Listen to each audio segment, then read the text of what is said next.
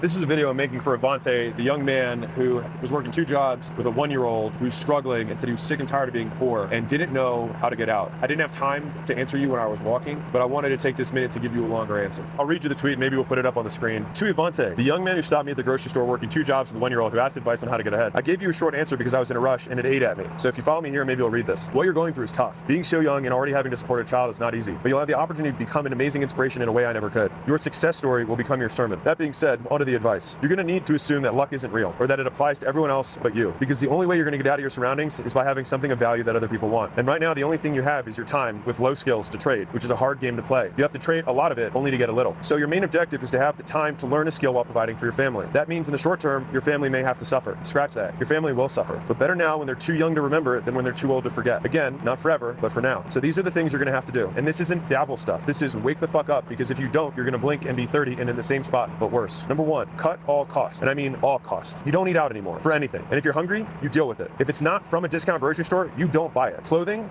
ha. What you've got is everything you need for the next 2 years, period. No exceptions. Reuse, trade, or go to Goodwill. You go to work, you go home, and home is ideally with your family. And when I say family, your folks. And if you don't have folks, you've got room or a couch or a basement that you can stay at. The worst case is with another family also trying to make it and save. So it's 6 of you, 8 of you, 10 of you in one spot, all splitting it, all of you contributing. And it's going to be as cheap as you possibly can. Number 2, increase your income. You're working 2 jobs. Your free time, I want you to spend applying to other jobs closer to what you want to do. He said he didn't like either of the things that he was doing at that time. So any at-home phone sales job has starter roles that require 0 experience to pay $40,000 a year or more. Do that and work your other job in between. If you can't, drive Uber. If you don't have a car, save up until you do. Number 3, the easiest thing to sell is someone else's stuff. So start there. Then learn how to buy stuff for cheap and then flip it. The bigger the thing, the more you make. You go from flipping cards to furniture to home, and the limit never really stops from there on. Final note, I could hear the stress in your voice when you were talking to me about your situation. It sounded like you didn't know what to do. Sadness comes from a lack of options. It's a feeling of hopelessness. But whenever you feel that, I want you to think this is ignorance, not sadness. It means I don't know enough, and that I can control. You asked me to come work for free, but I have no need for low-skilled labor. But I do have a need for high-skilled beasts. It's why I make the books and the courses and the content everywhere for free. So use those. Then get yourself a high-paying job, and every day apply for higher-paying ones. I recommend sales to start. Then once you get in there, for the love of God, work until your fingers bleed because you have no other option. You have no luck. Nothing is going to work out for you. You're not going to catch a break. You're going to have to make it happen. You're going to have to force it. You've got to become undeniable. And the best news is that you can do that in less than a year. So that's my advice. Number 1, cut all your costs, everything. Number 2, work more to make more and apply to better jobs and then learn to sell. 3, start selling more expensive stuff and then eventually sell your own. The game is just trading up over and over and over again. You're just a few trades away from a very different financial situation. So Avante, I wanted to add on top of that, you're in a tough spot, and I think some of the words I probably just said to you might hopefully hit home somewhere. But one of the hard things that you got going on right now is like when I saw you, you were wearing relatively nice clothes, and I wasn't gonna like bash you on it when I saw you, but I want to take the opportunity to say like, you know better. You know what I mean? Like, you know that like if you're struggling with money, that's the last thing that you should spend money on, right? And I think one of the difficulties, especially when you're younger, is you've got your friends, you got your family, and especially if they're all poor, then they have terrible views around money. They might not approve of all the stuff you're learning on the internet and trying to try these new things out. And the real is like, you're gonna fail a lot, and they're gonna say, see, told you so. And the tough part is they're gonna be right most of the time. Except it's one of those things where it's 99% right, but 100% wrong. Is that anybody who bets against you for this thing being the thing is usually gonna be right. It's just like a parent who says, you're gonna break up with this person, you're gonna break up with this person, you're gonna break up with this person. But they're right with every single person you ever date, except for the person you marry. And then they're 100% wrong. And if you have the perspective of listening to that, it can be incredibly disheartening. And so number 1 is I want you to go on a different information diet. So you need to be able to ignore all the stuff that they're giving you, because like the best way to stay poor is to listen to poor people about how to get rich. You're already taking great steps by like watching content, doing stuff. Just keep doing more of that. And I'm sure your girl, whoever you have your baby with, that's your world. Like anybody who's not trying to build Avante 2.0 with you doesn't deserve your time, because like right now you have a wallet of money and you got a wallet of minutes, and like every single person you're choosing to pay minutes to or pay dollars to has to earn their keep. And earning their keep in this season of your life is them helping you get to where you want to go. Now, I don't know what you're making in your job. I'm just going to assume the extreme scenario of you're making minimum wage at both jobs and you're working 80 hours doing that. I get it, and I respect the hustle, which is why I'm making this video.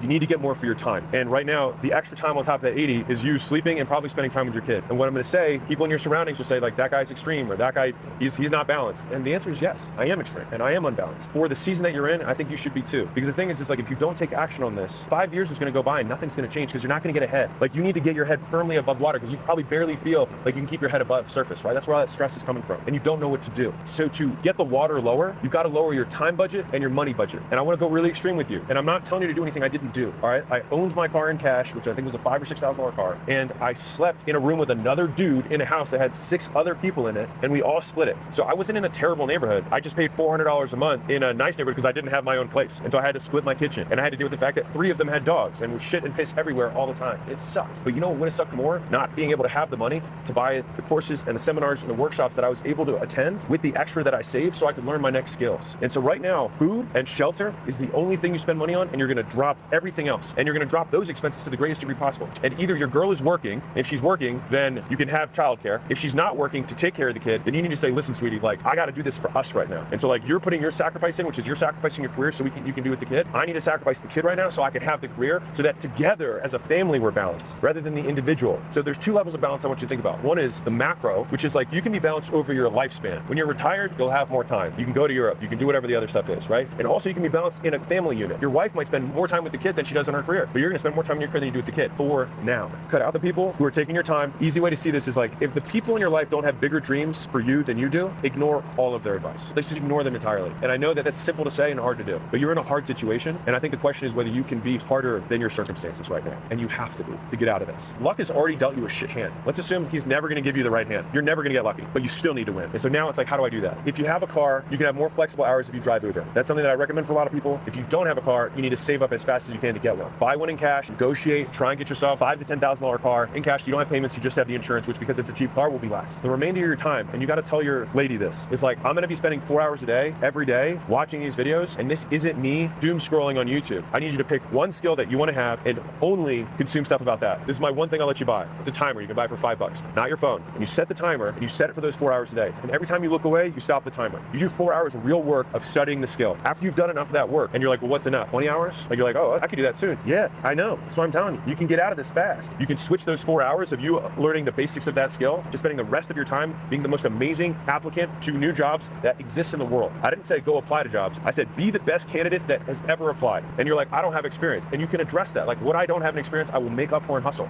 And you prove that by messaging multiple people at every company with a snippet personalized to each of them. You know what other people do? Like, they take a half step. They copy and paste the same thing to all 4 people. And you know what the 4 people do? Yeah, he copy and pasted the same message to me. Don't do that. Be personal. Look at the HR recruiter. Look at the head of talent. Look at director of whatever. And message each of them on LinkedIn. If you don't have a LinkedIn, go get one. It's free. And when you submit your resume, put a personalized cover letter on it after reading from the website what that business is about. When you read the job description, good job descriptions say what they want the person to do. And say like, I will be able to help do this thing because of these things, right? And especially a lower level role, your resume is not going to matter as much. Don't let anybody around you say that or fool you into that. What will matter, especially for low level roles, is hustle. So every employer wants to see is somebody who's going to go out of their way to go above and beyond. And so you demonstrate that you're going to go above and beyond. And guess what's going to happen? You're going to do this for 5 different places. You're going to write a custom thing. It's going to take you 4 hours to do the research, write the custom thing, message 20 people because it's going to be 4 people at all 5 places. You know what's going to happen?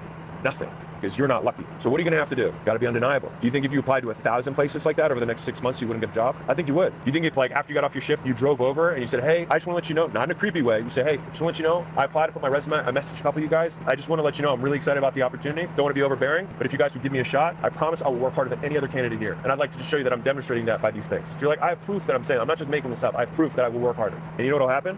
One of them will say, I'll give you a shot. And then when they give you that shot, shove it in everyone's face how hard you work. Not by what you say, but by what you do. Be silent and just kill. Look at what the top guy does and do twice as much as that guy does. Be Kobe for whatever the job is. If you don't know the whole story about Kobe, he did 3 practices a day while everyone else did 1 or 2 because he wanted to get ahead. And in the beginning, he was worse than them. And then he got as good as them. And then he became better than them. And he kept doing 3 practices a day until eventually no one could catch up. Because if they were doing 3 practices a day, they would just keep up with his rate of progress. But he got ahead. And so the guy who's number 1 at whatever that business is probably works better than you and he works longer than you. And so you can't just match it to get ahead because he'll always be ahead. You got to match his current effort and then do your I'm going to get ahead of you effort. Like when he clocks out is when your work clocks in. That's when Avante 2.0 clocks in. And the thing is, it's like if you can adopt this, like if you can really internalize this, you're going to crush. You're going to win. You can make luck not a factor. When I had Jacob, my 19-year-old, my son, I'm kidding. When I was talking to him, I think he was 16 actually. Or 15 or 16 when I started talking about this. Imagine he's even less reason to get a job than you, all right? Less experience. I gave him 3 words and he said he still remembers them to this day. I said, volume negates luck. If you need to put it on the back of your phones as a reminder to yourself. Because in the beginning, the volume you're gonna do is the timer of you watching the videos and taking the notes and watching the videos, learning the lingo, learning the language so that when you get into an interview, you know what to say. And then reps is gonna be watching mock interviews on YouTube, watching people who are hiring experts talk about the best ways to present. Watch some of Layla's videos about how to interview correctly. You do that stuff, you'll put yourself ahead of other people. Volume. Okay, cool. Now you're like, okay, but I'm not getting interviews. Volume negates luck. Crank the timer. Start doing the reps. 1 a day, 2 a day, 3 a day, 4 a day, 5 a day, 6 a day, 10 a day, every single day. You're like, wait, that's 40 messages that are personalized and 10 cover letters. Yep, that'll probably take about 4 hours. And then what do you do tomorrow? Set the timer, you do it again. Next day, set the timer, you do it again. What do you do the next day? Set the timer, you do it fucking again. And you keep doing it. And on the ones that you really, really like, you drive over there after you get off your shift, you stop by and just say, hey, I'm Avante. I'm really excited about the opportunity. I think I can help. I applied. You got a couple messages from me.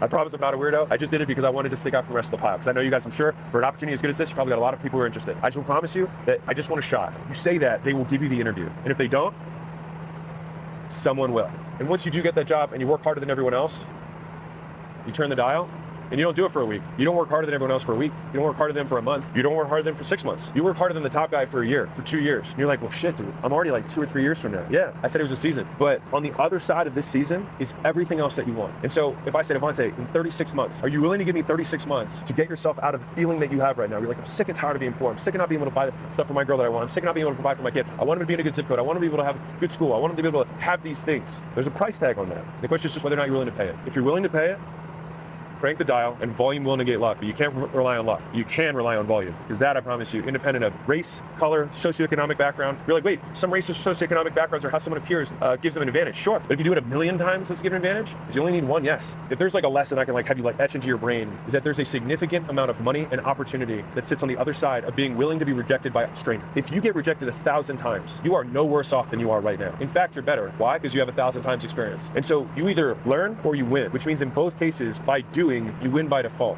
I'll give you a little analogy. So let's say you and your buddy are thinking about asking a girl to prom. It'll make sense in a second. And your buddy's like, man, I want to ask Nicole. And you're like, all right, man, why don't you go ask her? It's like, what if she says no? He's like, well, then you're in the exact same position you are now, which is you have no prom date. You will also have no prom date, but you'll have experience of asking one girl. What happens when you talk to the next girl? You'll probably be a little less nervous, and you probably realize that you'll survive. You will live if you hear a no. If you ask 100 girls, do you think one of them will say yes to your prom date? Probably. And in that situation, what are you now? Better off than you were before you asked. The moral of the story there is that you lose nothing from no. You only stand something to gain from yeses. And one yes can change your entire life. And so if you're willing to be rejected and see the rejections as you learning, meaning you win, and see the yeses as you also winning, then you can't lose. And everybody else around you who's poor is going to convince you otherwise. They're going to be like, why are you still doing this? Man, stop bothering those people. Man, you're never going to get the job. And you need to readjust your expectations. Set your goals lower. Hey, that stuff's not for us, right? They're going to tell you those things. Because the thing is that you have something that I do not have and that many people won't have, is that you have a hard fucking beginning. You have a harder and bigger monster to slay. But the bigger the monster, the more epic the hero. And so these are the stories that you're going to someday tell. And these are going to be the sermons that you're going to be able to give to other Avantes in the future. If you can't even muster the willingness to fail for yourself, be willing to fail for your kid, for the story that you're going to tell them. And be willing to fail for the 1,000 other Avantes that you'll be able to someday tell your story to, so they can get out of their situation. So I didn't have time to say that, but hopefully I give you a couple more minutes that give you a little more context. I think I can speak confidently for all of Mozy Nation. We're all rooting for you.